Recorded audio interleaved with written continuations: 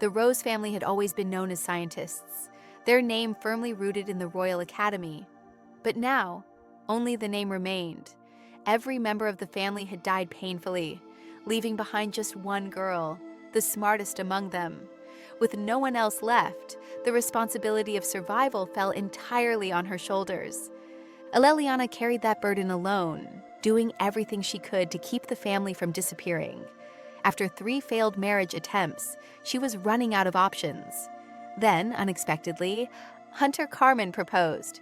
Carmen was handsome, confident, and held the title of Baron, born into one of the founding families of the kingdom. His sudden proposal unsettled her. She searched for hidden motives, certain there had to be a catch. But given her desperate situation, she had no reason or luxury to refuse.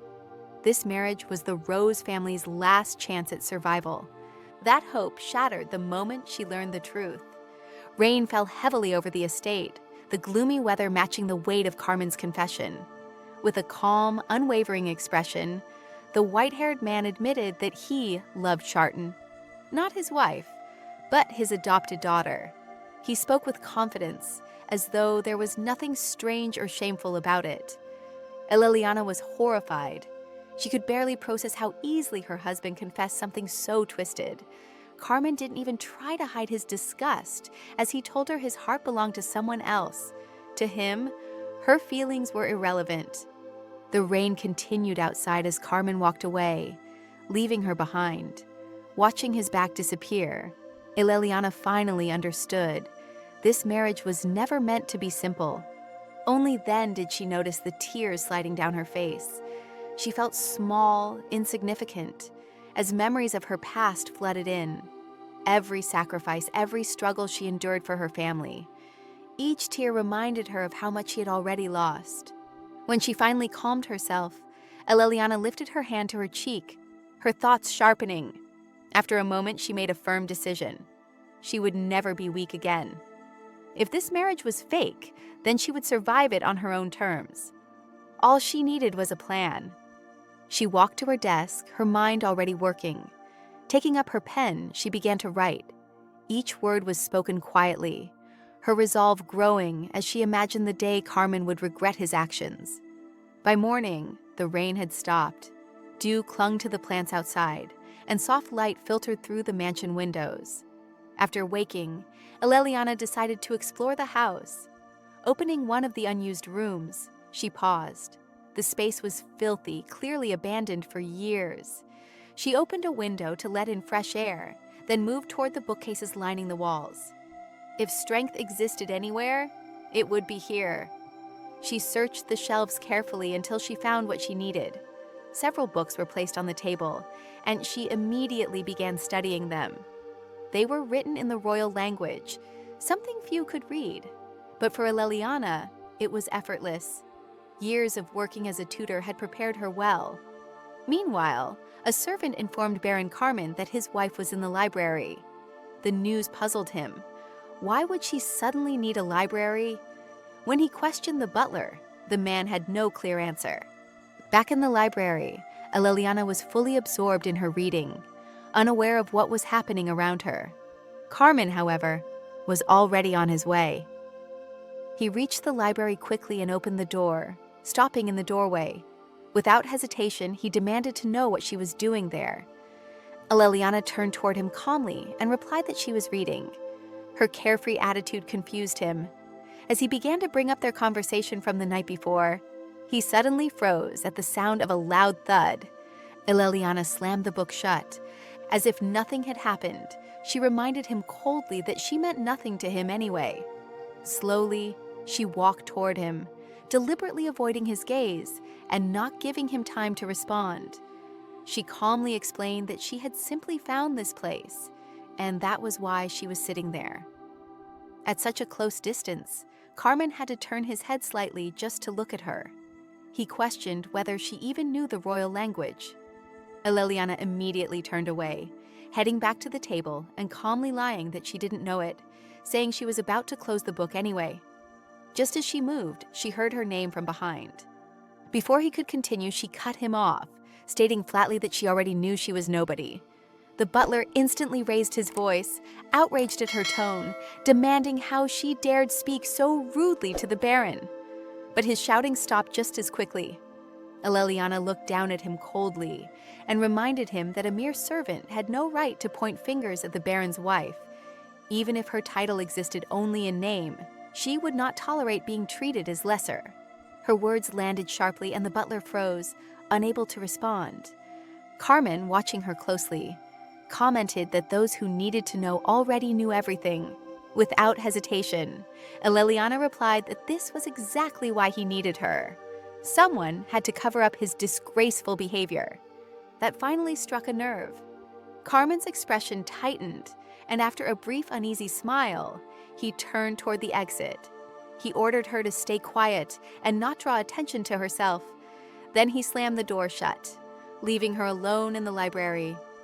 The moment he left, Eleliana let out a long sigh, realizing she hadn't even tried to control her expressions. Returning to the book, her thoughts shifted to how she might deal with the leader of the hunters. After some time, and hunger creeping in, she decided to return to her room. Night had already fallen, and the lights in her chambers were on. She sat quietly, sipping tea, until she sensed the moment she had been waiting for.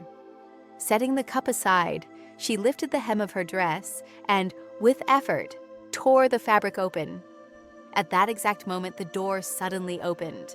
A blonde girl entered, radiant and bright, announcing that Eleliana had wanted to see her. Seeing her guest, Eleliana's lips curled into an unkind smile, which she quickly hid behind a polite expression.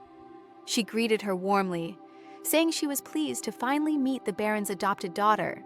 Sharton froze in shock, immediately asking why the Baron had never mentioned any of this. Eleliana dropped the friendly tone and casually remarked that she already knew about Carmen's feelings for her. Sharton panicked and rushed to deny it, insisting everything wasn't as it seemed. Eleliana smirked and interrupted her, coolly reminding her that no matter what, she was still his adopted daughter. When Sharton's face dulled, Eleliana added calmly that she herself was still the Baron's wife. Sharton struggled for words, left with nothing but simmering anger. Watching her reaction, Eleliana couldn't help but note how every emotion was written plainly across the girl's face. Losing interest, Eleliana picked up a book from the library and began reading, dismissing Sharton without another glance. She crossed her legs and continued reading as if the girl no longer existed. Then Sharton's eyes dropped. She noticed the torn slit in Eleliana's dress and immediately jumped to conclusions. Her voice rose as she began shouting, demanding to know what Eleliana had been doing with the Baron in the library and what they had talked about. Once she paused to breathe, Eleliana calmly suggested that she ask her beloved Baron herself. Then, deliberately drawing attention to the torn fabric, she asked who was responsible for repairing clothes. By then, Sharton was beyond reason. She muttered angrily to herself, barely coherent. Eleliana watched, confused. This reaction wasn't part of her plan. Everything escalated too quickly. In the blink of an eye, a hand was raised. The next moment, the blonde girl was on the floor, a sharp red mark blooming on her cheek where she had been slapped. Putting on the expression of a helpless lamb, Sharton immediately began to cry, accusing her stepmother of calling her in and slapping her. Eleliana watched in disbelief as Sharton added that she would try not to tell anyone, though it would be difficult since Carmen was always so attentive to her. Eleliana didn't hesitate. Pretending to feel remorse, she stepped forward and struck Sharton again, calmly stating that this was to make sure no false rumors spread. The sound echoed sharply. Sharton stared up at her in shock, finally realizing she had truly been hit. Looking down at her, Eleliana coolly told her to go ahead and tell everyone. After all, she had just gained a real evil stepmother. Not long after, Carmen burst into Eleliana's chambers in a rage. He stormed toward her, shouting, unable to believe she had dared lay a hand on Sharton. Eleliana only blinked innocently and asked how he could even think such a thing. Her words meant nothing to him. He continued yelling, accusing her of lying again and again. Calmly, Eleliana responded by asking whether Charton had told him what really happened in the library and if anything inappropriate had occurred there. But Carmen refused to listen. All he could think was that Eleliana was trying to turn him against Chartun. She couldn't understand how he could lose all reason over one girl, but it was clear. He simply didn't want to believe her. From the next day onward, everyone would whisper about how cruel and evil stepmother she was. And that, she realized, was exactly what Charton wanted. When she pointed this out, Carmen coldly replied that she deserved it. Setting her book down on the table, Eleliana reminded him that she had only married him to save her family. Was she really foolish enough to start a battle she was destined to lose? Charton was already treated like an unofficial wife, enjoying conditions equal to a baroness. Carmen scoffed, insisting that everything meant for the baron's wife was already here. Eleliana immediately corrected him, saying it hadn't been that way from the beginning. Only now did he understand why she had gone to the library. Because when her eyes were open to the truth, there was no one who could help her. Trying to assert control, Carmen warned her never to approach his adopted daughter again, threatening divorce if she disobeyed. Eleliana calmly asked whether he was confident in making such a decision. Confused, Carmen stared at her until she reminded him this would be his fourth divorce. Would society really look kindly on an ideal baron marrying an insignificant woman, only to discard her again? And once the truth surfaced, even the head of the government would not be pleased. The words struck deep. In fury, Carmen reached for his sword, shouting at her to shut up. Seeing his violent reaction, Eleliana mockingly commented on how dreadful this family was, a daughter who slapped herself, and a husband who nearly killed his wife. Her words enraged him further. He threatened to cut out her tongue if she spoke another word. Yielding for now, Eleliana said she would not speak like that again. Carmen immediately turned and left, making it clear the conversation was over. Once the door closed, Eleliana stood still, thinking there was no hope left in this marriage. She needed time to process everything that had happened in just a few days. Most importantly, she made a decision. For a family without title or wealth, she would be the one to announce the dissolution of the marriage. Sunlight still poured in through the windows. Standing before the mirror, combing her hair, Eleliana reflected that she had nothing left to lose. Since everyone already saw her as an evil stepmother, she might as well live up to the role. The maid who entered behind her immediately greeted her mistress. Hearing the voice, Eleliana turned and gave her orders without hesitation, demanding dark, glossy fabric for new clothes. The maid, Rosanna, hesitated and began making excuses, claiming she wasn't allowed to enter that area. Eleliana dismissed the excuses outright. She handed Rosanna a slip of paper and ordered her to purchase a dress in the exact color from the shop written on it. The maid instantly recognized the place and grew uneasy, explaining that workers from drinking establishments often visited there. Eleliana calmly asked why a shop suddenly became a tavern, just because such people went there. Then she added the most important instruction. Rosanna was to report everything directly to Charton. From the start, Eleliana had noticed Rosanna's suspicious behavior. She already knew the maid had been sent to watch her. Since that was the case, she might as well do her job properly. Frightened, Rosanna rushed out of the chambers to carry out the orders as quickly as possible. Outside, just as Eleliana expected, whispers followed her name. Servants murmured about how cruel she was, exchanging stories of how badly she had treated Mrs. Charton. Meanwhile, Carmen sat alone in his office, deep in thought. His mind circled around the incident between his wife and his adopted daughter. A servant soon interrupted him, insisting that something was clearly wrong with Eleliana. The butler listed his concerns. She spent money in salons frequented by tavern workers, acted without permission, and used cheap cosmetics. According to him, she was destroying the reputation of the hunting party. What irritated Carmen most was that she herself had openly acknowledged this behavior. The entire household was talking, and aristocrats had begun sending letters expressing concern about the evil stepmother. Charton, of course, did everything she could to make the rumors spread further. Carmen lowered his head, listening in silence. After a moment, he ordered them to leave Aleliana alone for now. The servant didn't understand the decision, but Carmen tiredly explained that she had been in the house for less than 2 weeks. He needed more time to observe her. When he asked where she was, he was told she was in the library again. Even after everything, he still couldn't understand what kind of woman she truly was. Another week passed. Bright sunlight poured into Aleliana's room, filling it with warmth. She instructed the maid to inform the head maid that she would be attending dinner that evening. The maid reacted in shock, which confused Aleliana. She calmly asked what was so strange about her joining the meal when she was part of the family. Embarrassed, the maid apologized and promised to pass on the message. After a brief, awkward silence, Aleliana declared it was time to prepare. She intended to show everyone the results of the work she had put in all week. The bell over the shop door rang as she entered. Aleliana handed over an envelope containing a sketch of bold, striking makeup. The shopkeeper was startled and insisted it wouldn't suit her. She disagreed firmly and placed a generous payment on the counter. Looking over the dresses Rosanna brought back, Aleliana immediately rejected them. They were too restrained. She wanted something bright, something unapologetic. By evening, she added the final touches. A flower tucked into her updo, and elegant earrings completed the look perfectly. When Rosanna returned, she was left speechless by Aleliana's appearance.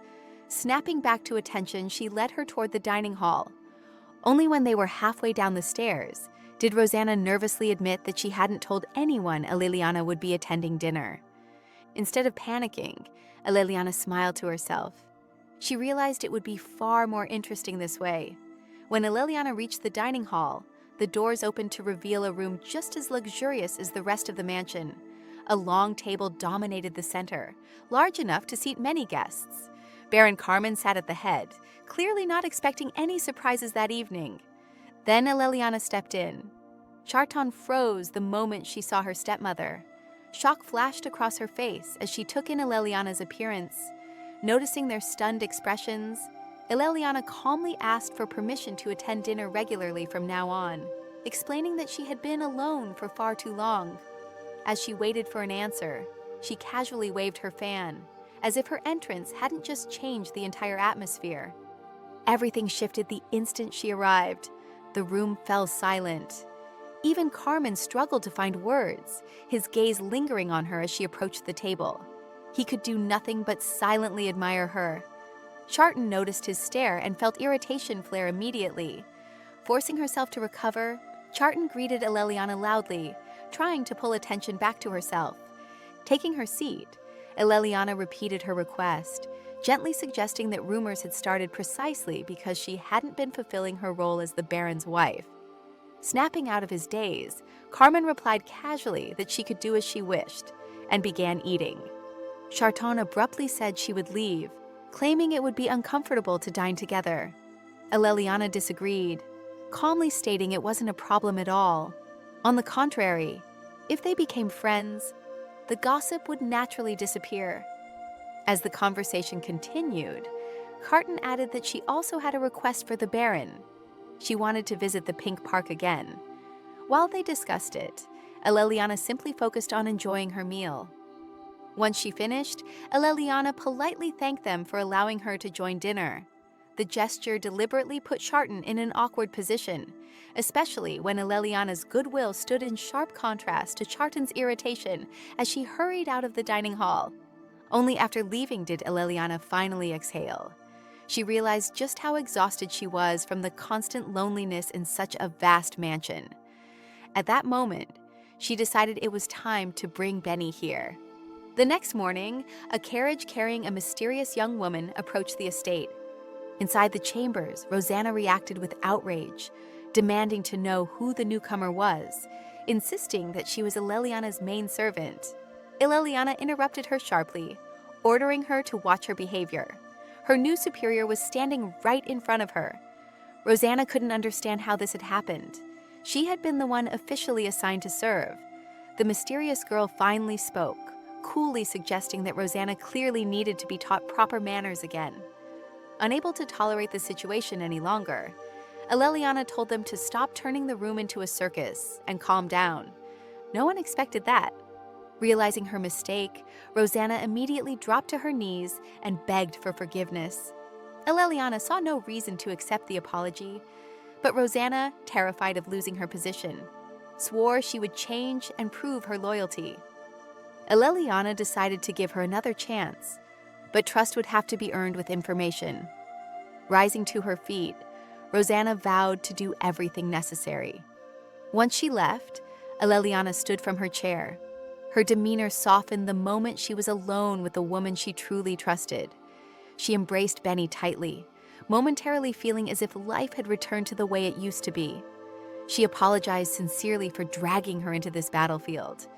Benny dismissed it without hesitation, saying none of it mattered. She was willing to do anything for her.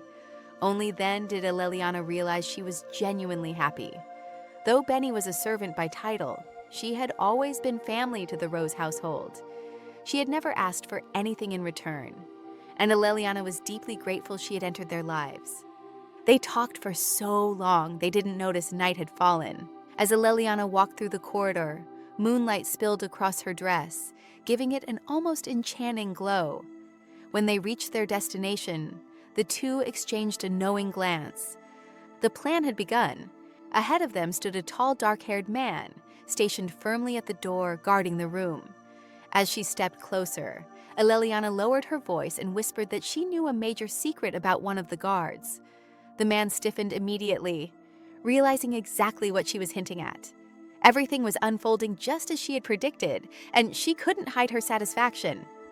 Before he could react, she grabbed his hand. He still didn't understand he was already caught in her trap. In the next instant, she pulled him inside the room, leaving Benny outside to stand watch. The sudden movement drew curious glances from nearby servants, momentarily distracting them from their own duties. The guard was clearly shaken by her boldness. Once they were alone, his nerves got the better of him, and his raised voice nearly gave them away. Aleliana calmly pressed a finger to his lips, and he immediately fell silent. Seeing his compliance, she told Joseph to listen very carefully. She warned him that after this meeting, he would be interrogated. People would try to extract information about her, even offering him money. She made it clear that he was already in a dangerous position.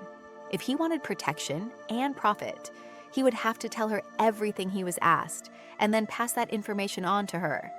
Only then would he earn money. Confused, Joseph asked why she was suddenly speaking like this. Aleliana answered plainly. Her goal was to take money from the rich. The tension eased instantly. No longer feeling threatened, Joseph relaxed and asked about the terms of her proposal. She stated confidently that he would answer whatever questions were put to him. The most important condition, she added calmly, was that he would have to love her. Her words made him flush in embarrassment, and she couldn't help smiling at his reaction. Taking his hand, she promised that he would soon be able to support his family properly. After all, he was now expected to become the baroness's lover. She led him to the window and told him they needed to act in a way that the baron would notice. Joseph hesitated, still afraid of what Carmen might do to him. Aleliana reassured him, saying Carmen couldn't touch him because he had Charton. Placing her hand against his chest, she admitted she knew what rumors were circulating about her and that she didn't want to force anything. By leaving a small distance between them, she subtly encouraged him to make the first move. Joseph could hardly believe what was happening. His hand froze in midair when he heard a noise. Aleliana noticed it too and followed his gaze. Taking his silence as rejection, she stepped back, prepared to retreat. But suddenly Joseph pulled her toward him. She had no time to react. Overwhelmed by her beauty, he couldn't look away. How could he do anything but give in? Aleliana's heart raced at his impulsive action, his whispered words lingering in her thoughts. After a moment, she regained her composure and offered him a brief smile. Turning back to the window, she saw Carmen watching them. The sight pleased her. Holding Joseph close, she met Carmen's gaze directly. Even from a distance, she could see his face twisted with anger. That reaction alone made everything worthwhile. Deciding they had given him enough to see, Eleliana closed the window. With no eyes left watching, she calmly asked Joseph whether he knew anything about Jillian. He immediately understood who she meant and shared everything he knew. Jillian Hurt was a naval officer and mentor within the Hurt clan, someone who had helped Carmen leave the Hunter lineage. Jillian's sister, Helen, had been Carmen's former wife. She had loved him deeply and, even after their divorce, refused every proposal, remaining faithful to the Baron and never leaving the house. The information wasn't enough. Using her charm, Eleliana pressed him for more. As Joseph continued, repeating details she already knew, her irritation grew at how much he had kept hidden. When he asked why she needed information about the officer, she answered honestly. She said she had the same reason as he did. Eleliana admitted that she too had sick parents and younger siblings she struggled to support.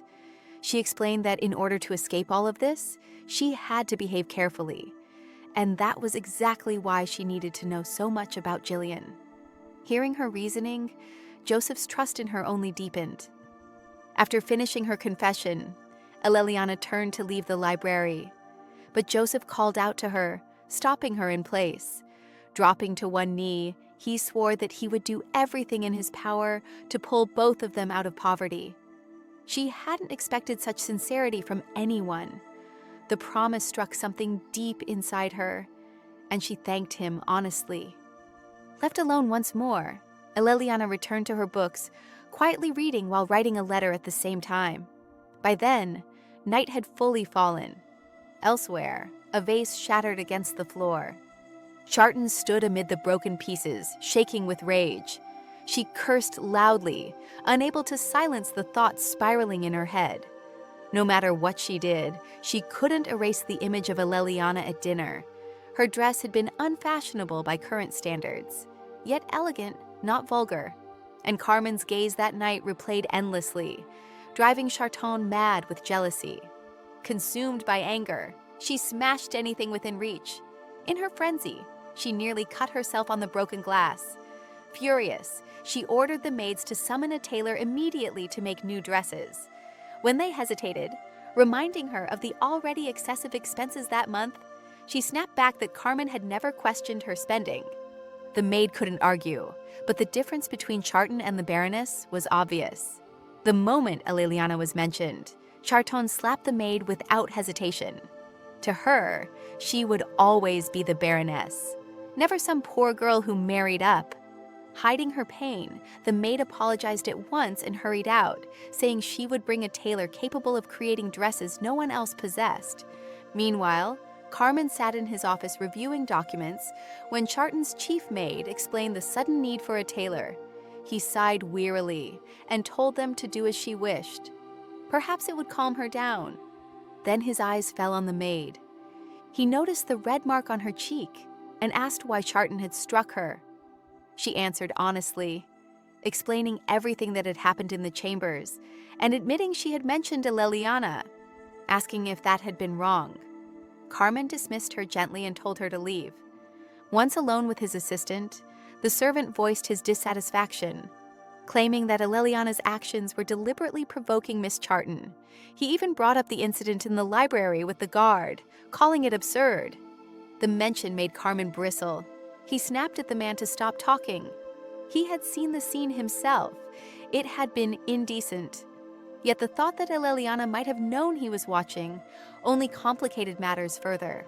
What irritated him most was realizing that it bothered him far more than he wanted to admit.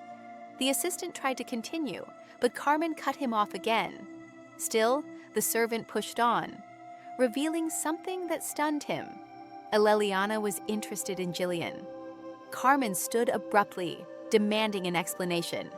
The assistant revealed that Eleliana had bought both information and Joseph's cooperation with a pair of earrings. Carmen laughed bitterly, then grew furious again.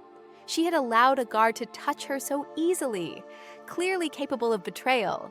She acted clever, but in his eyes, she was foolish. Still, he reassured himself, as long as he believed he had control over the situation, nothing truly mattered.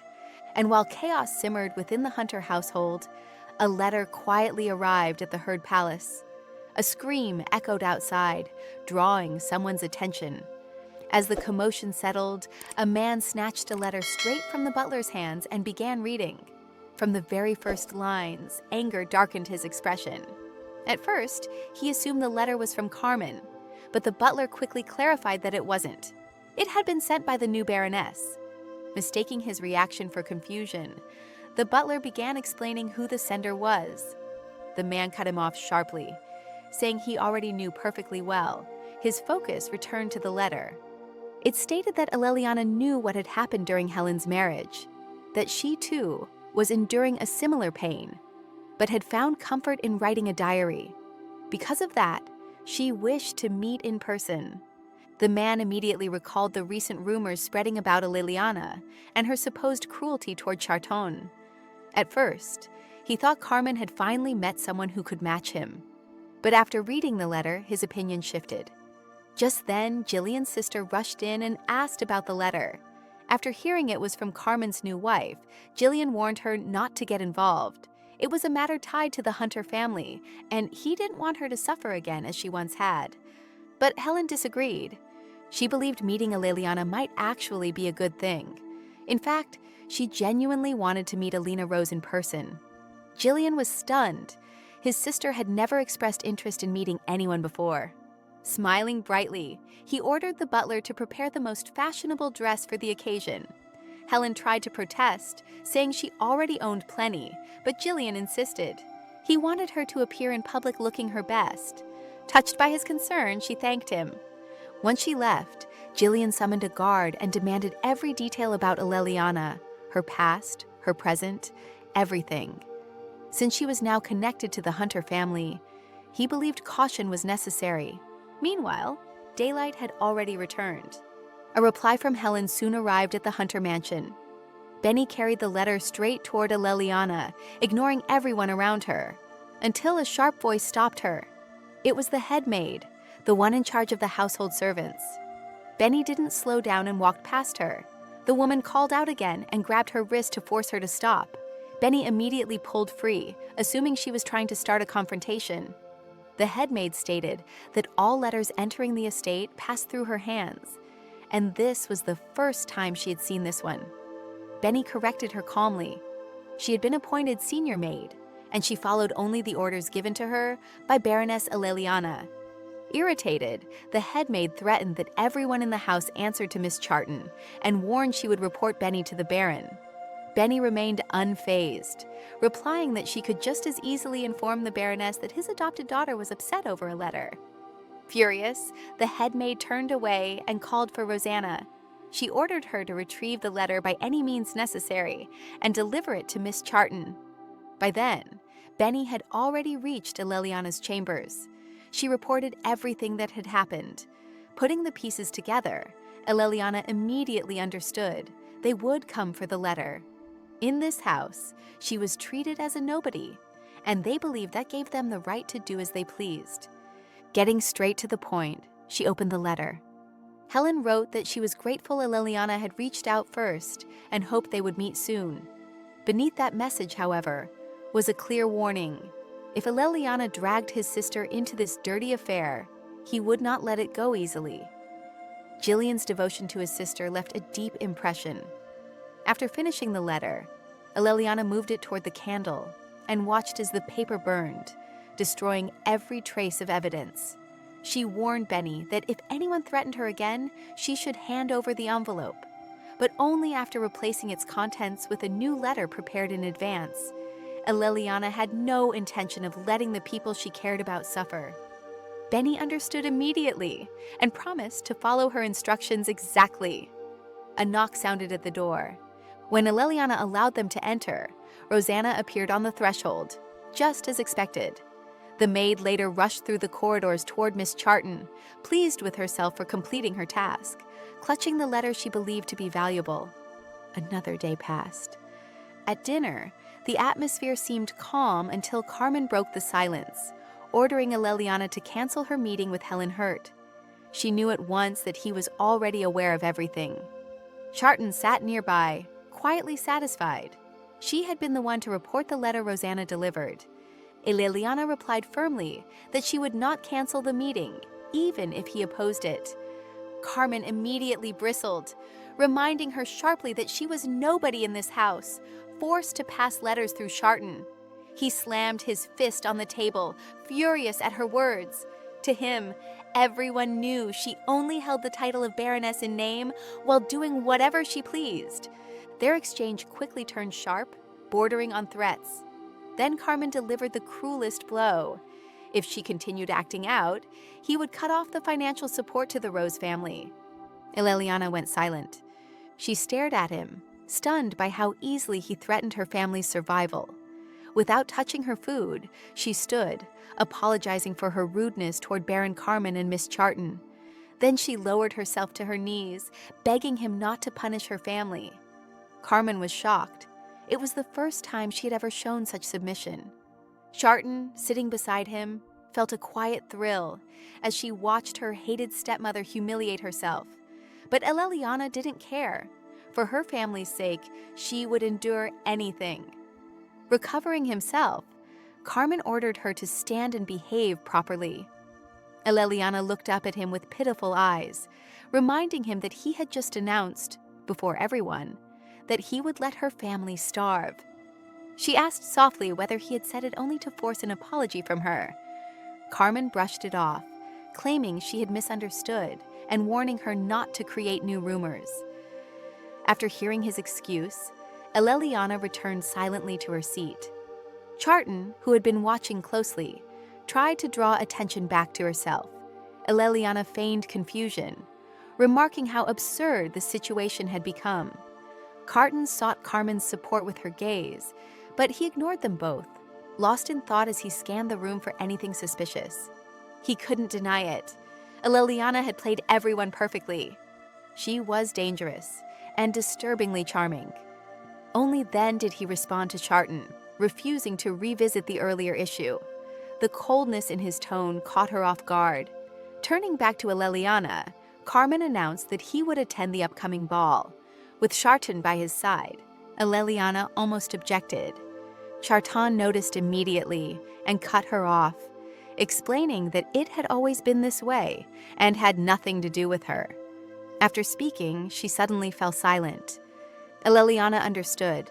They were putting her in her place again. Seeing no point in arguing, she agreed quietly, saying it was time for her to leave. She stood, feigning hurt, as she gently adjusted a strand of hair beside her face, playing her role to perfection. Carmen noticed her disappointment, but chose to stay silent. Then he heard her voice call out to the very guard she had embraced in the library. Joseph immediately hurried over, ready to comply with anything she asked. Eleliana calmly told him to take her hand as they left the refectory together. The moment they turned away, her expression changed. The meek, pitiful mask vanished. She glanced back at Carmen with a sharp grin, one meant only for him. Inside her chambers, Eleliana sank into a chair and thanked Joseph for his help.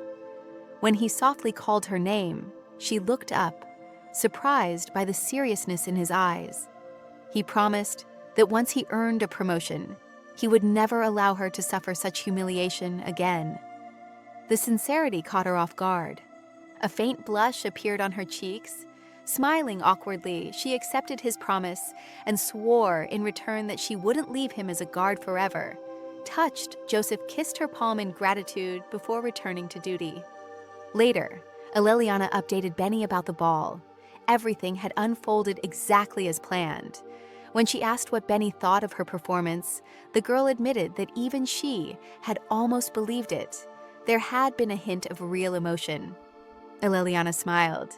No matter how much she acted, Benny always saw through her. She then asked about the reply to the letter Benny had delivered through Rosanna. The meeting was confirmed, tomorrow at 3 o'clock, in a bookstore near the pier. The next day, Eleliana stood among the shelves in an elegant dress.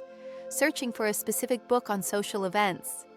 Aristocrats loved to write rules about behavior, and she was sure there would be clues on how to shine at a ball. After finding what she needed, she called Rosanna, handed her the books, and ordered her back to the estate. As Rosanna headed to the counter, a man entered the shop. He walked straight toward Aleliana. Officer Jillian stood before her. He remarked on the rumors about her unusual attire. Aleliana accepted it as a compliment. He added that, according to gossip, she was quite eccentric. She agreed, then corrected him calmly. She said she wasn't a hunter. She was Aleliana Rose. That made him step back in surprise. Her hand hovered briefly, preventing him from touching her. Realizing himself, she moved past him, then stopped. Turning back, she asked him a simple question: heads or tails? The day before, she had sent him a letter. If the coin landed on heads, he would allow his sister to meet her. If tails, the meeting would be canceled. He had told her to check the result herself when paying. She nodded and went to the cashier. The coin that would decide everything rested in her palm. Moments later, she hurried out of the bookstore. Outside, she examined what she had obtained: information about Hunter Jarek, an enemy of her husband, someone who knew Charton well and was likely waiting for the right moment to remove her. That made him useful. She wrote his name down, thinking that shared enemies made the best allies. Lost in thought, she didn't notice the carriage arriving at the mansion. When she stepped down, Carmen was already waiting at the entrance, his voice sharp as he asked where she had been. From the look on Carmen's face, it was clear the conversation wouldn't be pleasant. When he asked where she had been, Aleliana answered calmly that she had gone to a bookstore. Hearing this, he immediately tried to bring up the ball again, but she cut him off, saying she already knew he wasn't planning to attend with her. The tension between them thickened. Carmen continued coldly, explaining that she wouldn't be riding in the same carriage and therefore couldn't represent the hunting family at the event. The words stunned her. She couldn't understand why he only seemed interested in moments that humiliated her, and why he felt the need to say it now. It was after wandering the city in loneliness, trying to escape that suffocating feeling, that she had returned home. Yet he seemed incapable of understanding her pain. In his eyes, she was a woman who had never known loneliness. Aleliana realized then that everyone in this house saw her as heartless. She didn't want to prolong the conversation, deliberately leaving him in an awkward position. As if to match the mood, dark clouds gathered overhead, threatening rain. Servants lingered near the doors, listening carefully, eager for fresh gossip. To them, Aleliana's image as a pitiful woman had grown tiresome, but also endlessly useful for rumors. She finally stopped his accusations by quietly asking whether he truly trusted her, less than the dirty whispers behind her back. Rain began pouring, soaking them both, yet neither moved. Aleliana admitted she disliked people too, especially those who slandered her while blindly believing lies. Tears slipped down her cheeks without her noticing. She begged him not to humiliate her like this in front of everyone anymore. There was already enough shame in her life. After steadying herself, she wiped away the tears and said she understood his decision about the ball. Then she turned and left him standing alone in the rain, burdened by her words. As she passed, Benny called out, immediately noticing her condition. The maid followed closely, offering silent support and urging her to keep moving forward. In her chambers, Aleliana collapsed onto the bed in exhaustion and gestured for Benny to come closer. When Benny sat beside her, Aleliana asked her to spread the word that silence had been ordered regarding today's argument, and that punishment should follow if necessary. Benny understood instantly. A forbidden topic always drew more attention. By morning, the rain had cleared, replaced by sunlight. Aleliana sat in her chair, sipping tea, turning a familiar coin over in her fingers. She thought back to her meeting with Jillian and smiled faintly. Luck, it seemed, was on her side. The man seated across from her asked what kind of dangerous thoughts had made her smile. He was gentle with her, completely unaware that the coin in her hand had heads on both sides. Benny asked what she planned to do with the kind gentleman. Eleliana only said it was still a secret. There were many details left to consider. When asked if she would attend the ball with him, she shook her head. People would instantly label him her lover, and she didn't need that kind of attention. Gossip only grew larger with time. Even that morning, rumors were already spreading through the estate that Carmen had insulted her and driven her to tears. But none of that mattered. As long as the situation worked in her favor, she would continue playing the unhappy woman. Changing the subject, Eleliana asked Benny to return home the next day. The request surprised her. There was no one else Eleliana trusted to check on things there. Benny hesitated, not because she didn't understand, but because she didn't want to leave Eleliana alone, knowing the entire house was already against her. Benny hurried to remind her of a memory from the past, one that had been carved into her heart forever. It had been a brutal winter. The cold inside the house was barely different from the cold outside, and the biting wind slipped through every crack in the walls. The Rose family had gathered around the fireplace, wrapped in every scrap of fabric they owned, desperately trying to keep warm. Food was almost gone. All they had left was thin potato soup and a small amount of stale bread. Benny had been there then, too. She had quietly taken care of Eleliana, while Eleliana herself thought only about how to save her family, never once considering her own health. The memory felt as vivid as if it had happened yesterday. Because of that winter, Eleliana swore she would never allow such suffering to touch their lives again. Benny tried to stop her, but Eleliana didn't listen. She declared that if enduring pain was the price to protect her family, she would accept it, even 1,000 times over. Hearing that vow, Benny withdrew the worries she had voiced earlier. The person sitting before her was no fragile girl. It was Eleliana Rose. Eleliana then warned her that the moment Benny returned, they would visit the Hurd estate to meet Mistress Helen in person. Benny was horrified, insisting that the Hunter family would never let that go easily. That only made Eleliana smile. She said it would be more interesting that way. Who knew what Jillian would do once pushed?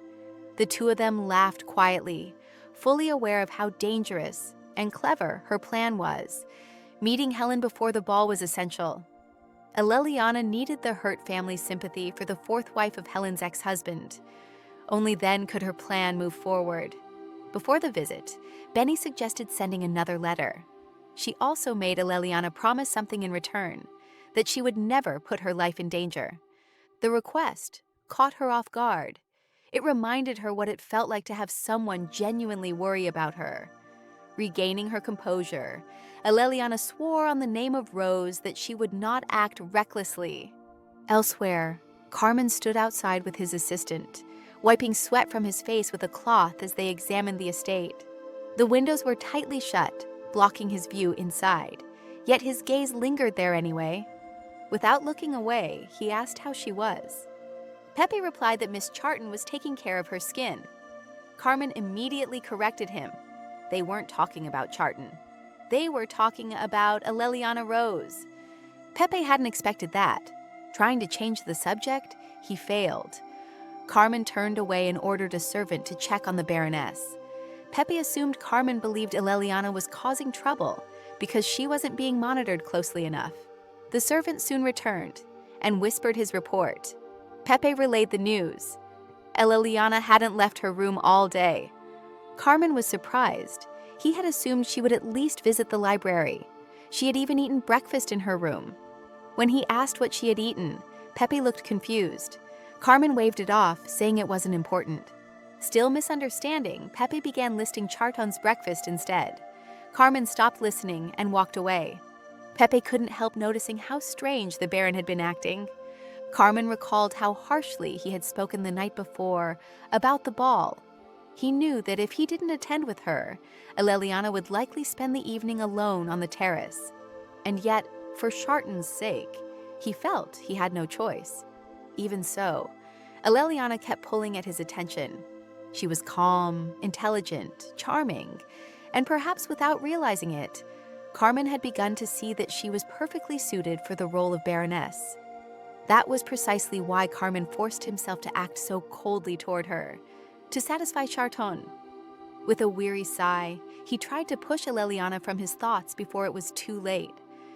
Noticing his distant mood, the assistant hesitated to interrupt, but spoke anyway, informing him that Miss Charton was waiting to show him her dresses. At that moment, Carmen suddenly remembered. It was today. Pepe cheerfully added that Charton had bought only 4 dresses, proudly noting how she had tried to save money. He expected praise.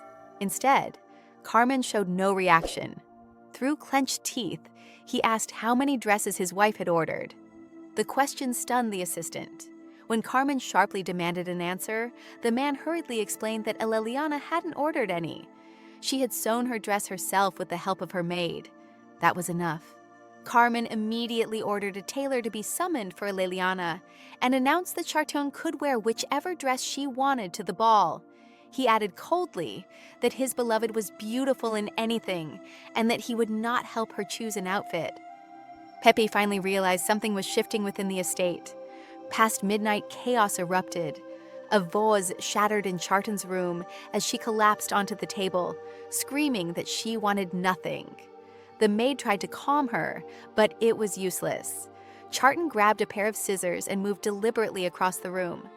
She seized one dress after another, declaring that Carmen couldn't do this to her. He had promised her long ago. Fabric tore violently. Dress after dress fell apart, yet her rage didn't ease. Memories flooded back, of sitting alone on cold pavement in some alley, hopeless and abandoned. Then a hand had reached out to her. A man of breathtaking beauty had stood before her. In him, she had seen salvation. From the moment he saved her, she believed their love began.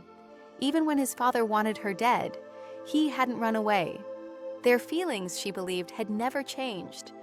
Now, standing amid the ruined dresses, she summoned a maid and ordered her to tell Pepe that she had cried and fainted because the Baron refused to choose her outfit as he used to. Without him, the ball meant nothing. Not long after, Rosanna arrived in Eleliana's chambers and reported everything that had happened. Eleliana responded calmly, saying Carmen's feelings hadn't changed. He was simply trying to bring Charton to her senses, using her as a tool. She paced the room, asking how long Hunter Jarek would tolerate the chaos in the estate. If things continued, she would likely suggest removing Charton altogether. Stopping by the window, Eleliana ordered Rosanna to inform them that she would not invite any tailor. The maid tried to argue, warning that this would anger the Baron. But Eleliana didn't care. Lovers were blind, and she refused to endure another humiliation. She studied her reflection, pretending to mourn how poorly she was treated in this house. Repeating her order, she waited until Rosanna finally left. The view outside was beautiful, but her thoughts were on Carmen. Had his feelings really changed? Did he regret it now? She dismissed the idea. Children of wealth were all the same. That was why he lived under Charton's control, and why nothing between them had ever worked. With that, Eleliana turned and headed toward the dressing room. She stepped up to the mirror and opened a hidden cabinet concealed behind it. Inside lay a book, its cover marked with the image of a woman. It belonged to Duchess Augustine Tenay, once a dazzling debutante 40 years ago, famous not for extravagance, but for her quiet dignity. Even after 3 decades of marriage, the Duchess had never danced with another man. That restraint was exactly why Eleliana admired her. At the upcoming ball, Eleliana intended to wear the very same dress the Duchess had worn in her youth.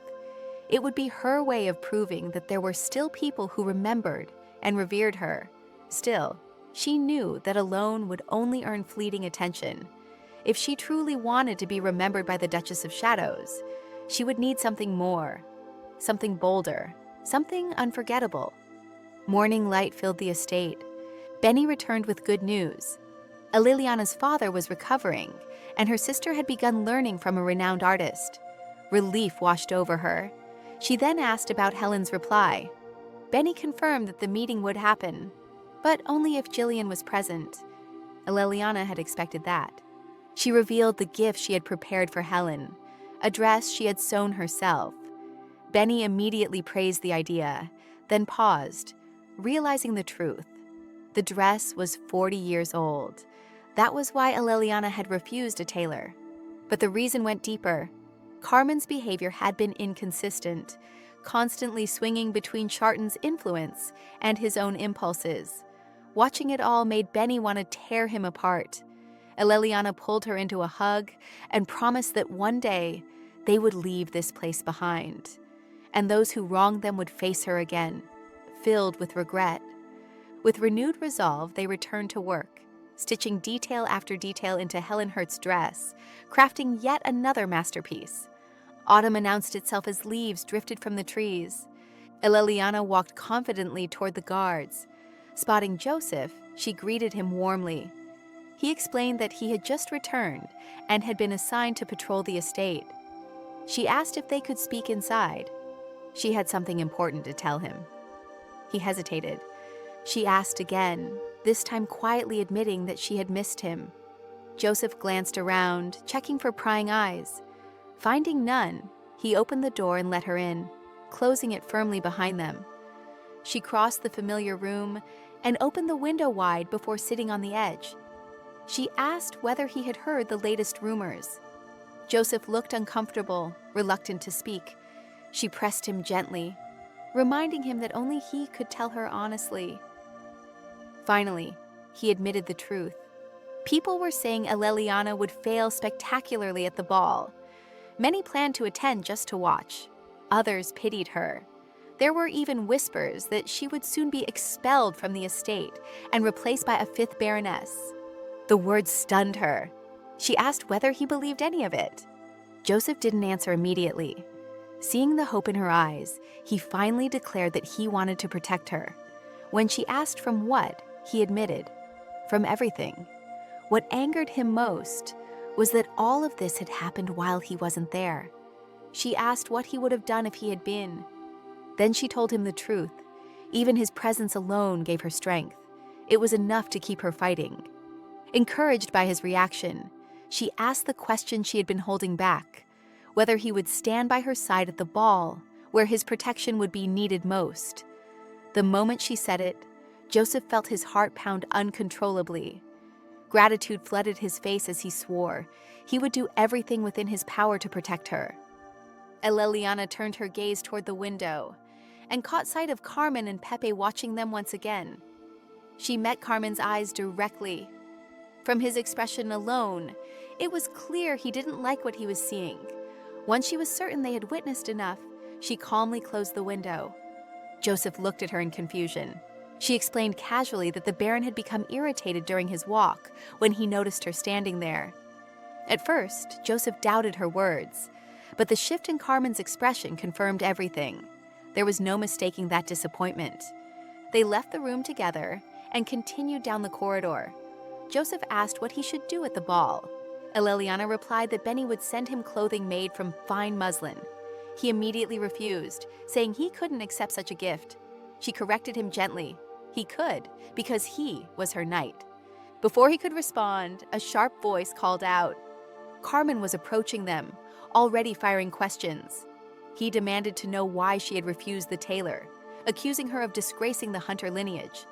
Aleliana answered honestly, saying she had refused because the tailor did not meet the standards expected of her. How could he claim she represented the family if she was to appear alone at the ball?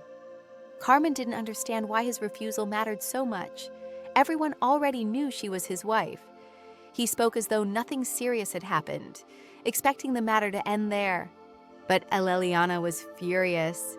She reminded him that he had already declared at dinner that he would not accompany her. That meant abandoning her during her debut into high society, leaving her to stand alone while he laughed with Charton over wine. And now he expected her to accept this humiliation quietly. In exchange for agreeing to the tailor, he promised she wouldn't be left alone in the hall and that she wouldn't be excluded from the Hunter family. But even that wasn't enough. She stepped closer and told him flatly that she still would not wear a dress made by their tailor. Instead, She promised she would meet the expectations of those eagerly awaiting her public humiliation, just as he seemed to want.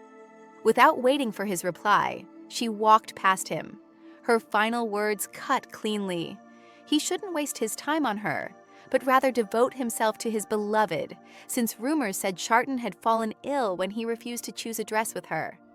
Carmen stood frozen, watching as Aleliana and Joseph disappeared down the corridor. Once they were out of sight, his composure collapsed. He couldn't understand how one woman could unsettle him this deeply. Sunlight poured through the windows as they continued walking. Joseph suddenly called out to her from behind. He swore that even if Aleliana left the estate penniless, he would remain a loyal knight of the Rose family. She turned back, listening carefully. A soft smile appeared on her face. Placing her hand on his shoulder, she told him that if anyone spread rumors about her being cast out with nothing, he was to counter them, because she still had a faithful knight by her side. Joseph was stunned. Hearing her call him her knight left him speechless. Aleliana stepped back and told him to prove himself properly, to become the finest knight the Rose family had ever known. The heat outside lingered as Aleliana calmly set off with Benny for their upcoming journey. Then suddenly, someone began running after her with urgency. Aleliana continued toward the carriage without noticing the hurried footsteps behind her. Suddenly, someone stepped directly into her path.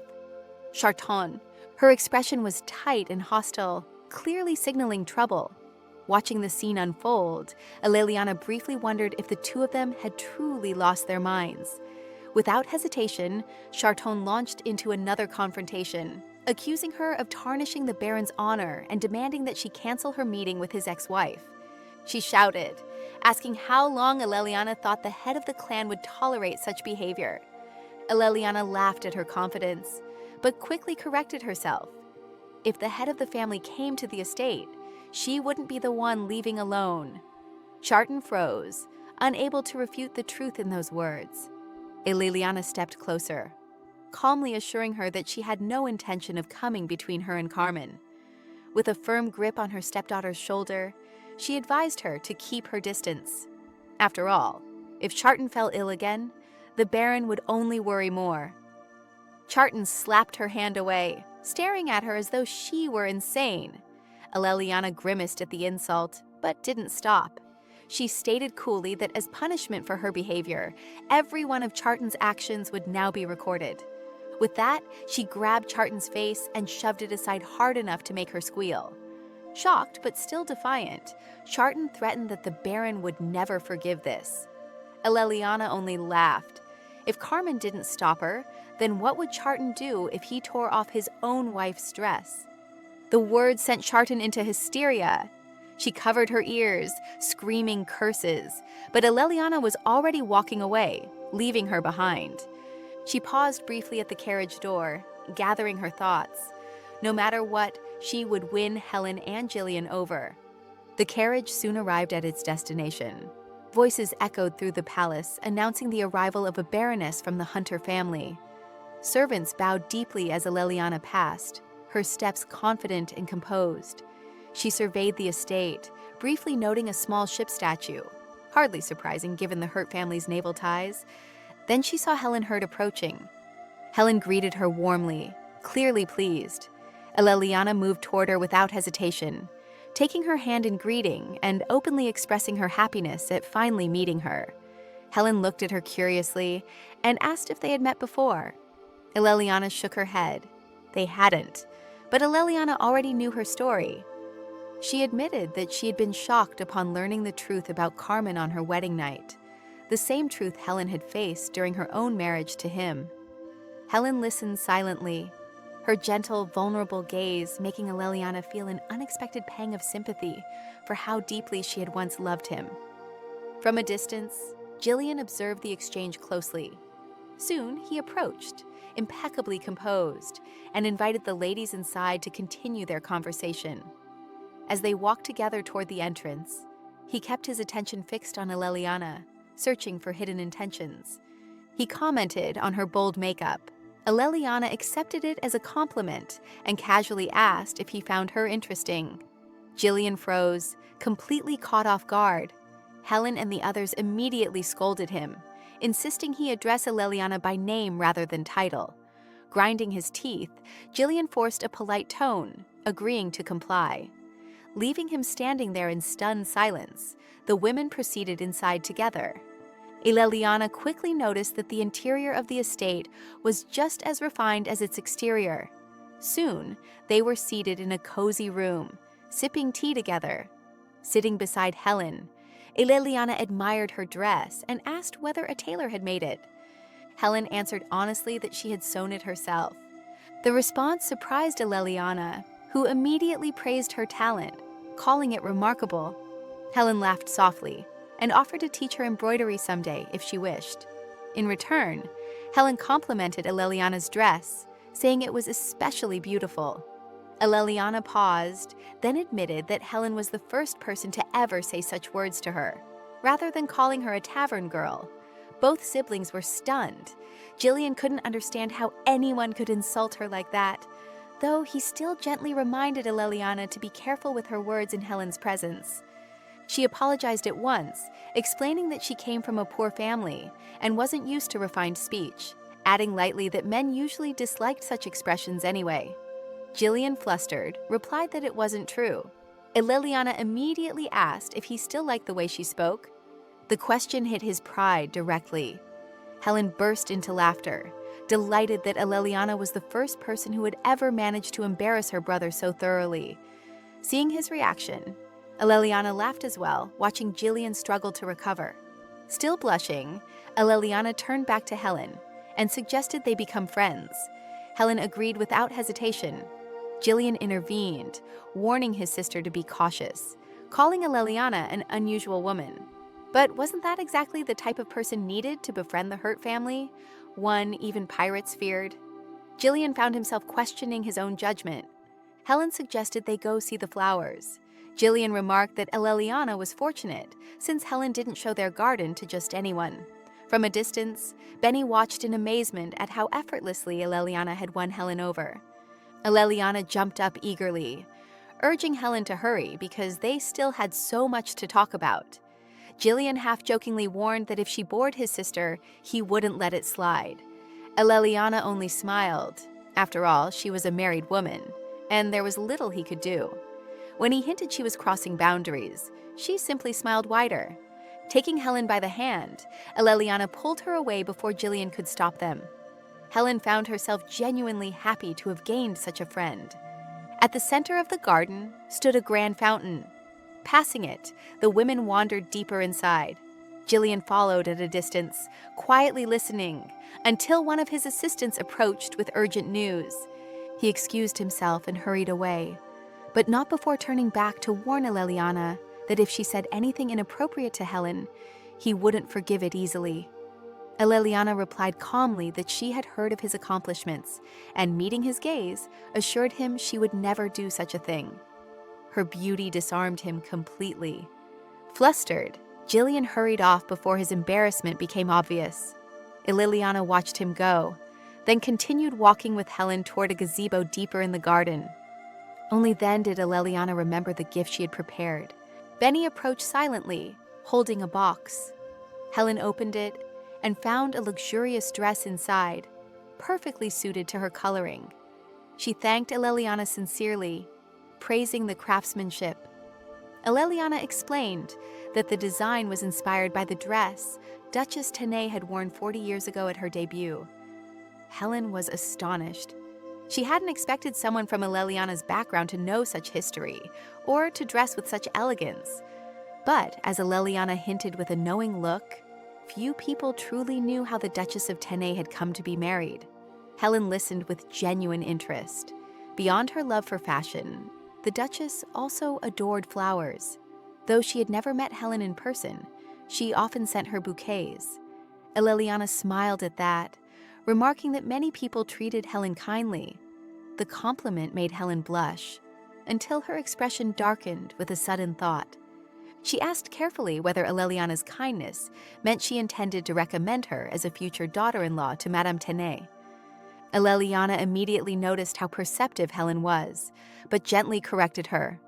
After glancing once more around the elegant garden, she stated calmly that she intended to introduce Jillian, not Helen, to the Duchess. Helen froze in shock. Eleliana reminded her that Madame Tenay had a beautiful daughter. Judging by the flowers surrounding them, everyone could tell how difficult it would be to find a truly worthy husband for her. Helen listened, fingers trembling as she clutched her dress, painfully aware that Jillian despised arranged marriages. The thought dragged her back to her own marriage with Carmen, tightening her chest. Butterflies fluttered over the flowers, but the tension in the gazebo only deepened. Eleliana watched Helen silently as tears welled up. No matter how hard she tried, anything involving that man reopened old wounds. She finally confessed that she hated Carmen with all her heart, even though she was still his wife. She stepped closer and gently wiped the tears from Helen's cheeks. It hurt to see that Helen still carried feelings for him. Eleliana wanted to help her, yet she knew how much damage one arrogant man had inflicted on countless women without a second thought. Helen looked at her with shining eyes. She had waited so long to hear someone say that aloud. Letting out a shaky breath, she warned that persuading Jillian would not be easy. Eleliana replied calmly that forcing him wasn't necessary. Helen looked at her sharply, asking what she was planning. Eleliana answered honestly. She intended to make them fall in love. Helen was stunned. She had assumed Eleliana came because she liked her brother. Eleliana explained that the plan would make Jillian far more attractive in society. She needed to draw attention by spreading rumors that she herself was indecent, and Jillian Hurt was the perfect man to be linked to such gossip. She added that it was very possible the Duchess's daughter had already noticed him. Helen asked what Madame Tenay would gain from this. Eleliana replied simply that what she was doing now would greatly benefit Jillian. The plan was solid. Still, one concern lingered. Who would protect Eleliana when she deliberately dragged herself through scandal? Eleliana was genuinely surprised by Helen's concern. It confirmed what she already felt. Helen was a truly kind person. She reassured her, promising that she would make Jillian, Helen, and even the Tenny family her allies. Helen remained worried. Sensing her thoughts, Eleliana took her hands gently and admitted something quietly. Even if she wanted to, she could never be with Jillian. Helen immediately protested, but Eleliana only smiled. She could see the truth clearly now, and there was something almost magical in it. Her expression turned serious. Calling Helen by name, Eleliana revealed her real objective. Her true target was Jedediah Tenay,